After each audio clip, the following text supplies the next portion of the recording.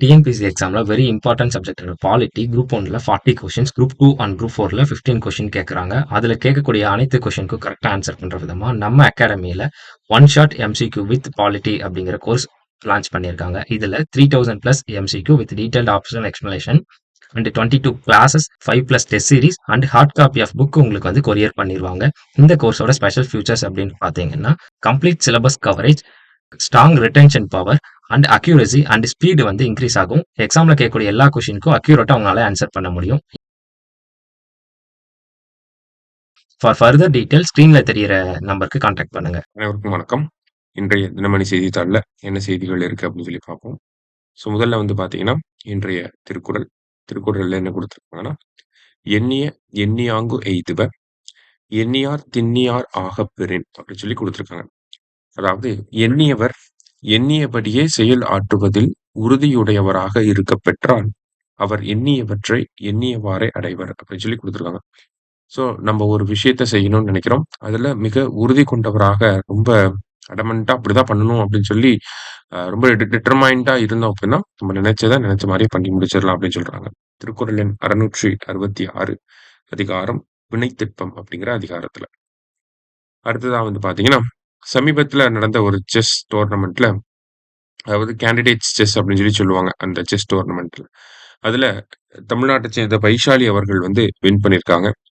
So முக்கியமான ஒரு விஷயமா இது பார்க்கப்படுது. ஏன்னா போன வருஷம் வந்து பாத்தீங்கன்னா கேண்டிடேட்ஸ் செஸ்ல வந்து தமிழ்நாட்டு சார்பாக ஐ மீன் இந்தியா சார்பா இருந்த குகேஷ் வந்து வின் பண்ணியிருந்தாங்க.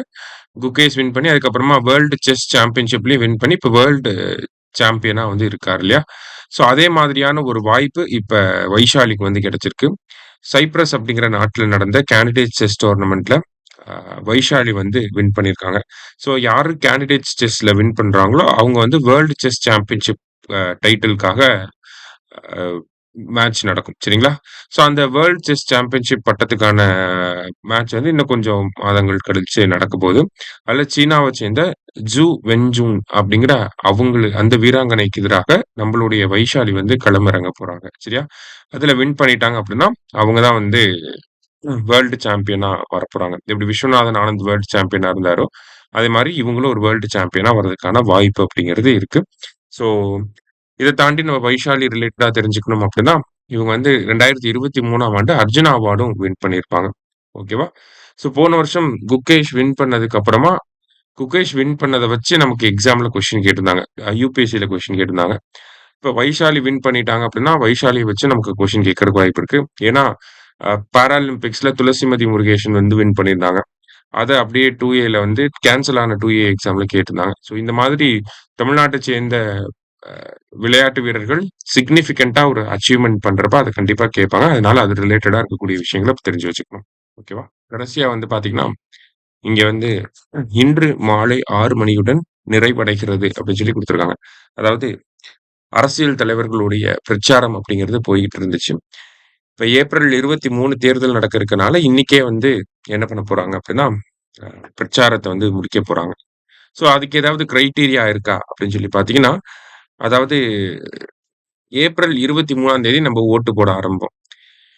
ஏப்ரல் 23ஆம் தேதி சாயந்தரம் 6 மணி வரைக்கும் என்ன பண்ணுவோம்னா நம்ம ஓட்டு போடுவோம். ஓகேவா? அதாவது வோட்டிங் டைம் க்ளோஸ் ஆகுறதுல இருந்து ஒரு 48 ஹார்ஸ் பிஃபோர் அந்த கேம்பெயின் அப்படிங்கிறது க்ளோஸ் ஆயிருக்கணும். ஓகேவா? வாக்கு போடக்கூடிய நேரம் வந்து 6 மணிக்கு முடியுது அப்படின்னா அதுல இருந்து 48 மணி நேரத்துக்கு முன்னாடி அந்த பிரச்சாரம் அப்படிங்கிறது முடிஞ்சிருக்கணும். சரியா? இப்ப ஏப்ரல் 23 சாயந்தரம் 6 மணிக்கு என்ன பண்ணிடுவோம், நம்ம ஓட்டு எல்லாரும் போட்டு முடிச்சிருப்போம். அதுக்கு மேல ஓட்டு போட முடியாது. அப்ப அதுல இருந்து 48 மணி நேரம் அப்படின்னா 22, 21 சாயந்தரம் 6 மணிக்குள்ள என்ன பண்ணிருக்கணும்னா பிரச்சாரத்தை வந்து முடிச்சிருக்கணும். சரிங்களா? அதனாலதான் இன்னைக்கு இன்று மாலை 6 மணியுடன் நிறைவடைகிறது அப்படிங்கிறத கொடுத்திருக்காங்க. சரியா? அதுதான் அந்த கிரைட்டீரியா. சோ இன்னைக்கு முக்கியமான ஒரு சில விஷயங்களை வந்து பார்த்துக்கோம். நன்றி.